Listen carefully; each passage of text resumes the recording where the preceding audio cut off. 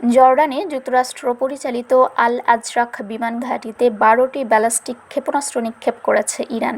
এতে ওই বিমান ঘাঁটি লণ্ডভণ্ড হয়ে গেছে। এরই মধ্যে ইরানের পার্লামেন্টের জাতীয় নিরাপত্তা কমিশনের মুখপাত্র ইব্রাহিম রেজাই বলেছেন, এই সংঘাতে নিঃসন্দেহে আমেরিকাকেই আত্মসমর্পণ করতে হবে। তিনি সামাজিক যোগাযোগ মাধ্যম এক্সে লিখেছেন, ট্রাম্পের সামনে দুটি পথ ছাড়া আর কিছু নেই।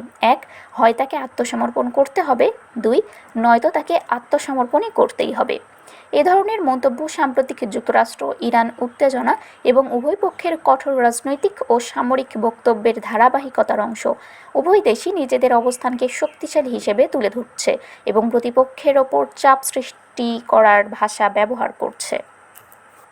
শারমিন শিমু, বরেন্দ্র টেলিভিশন।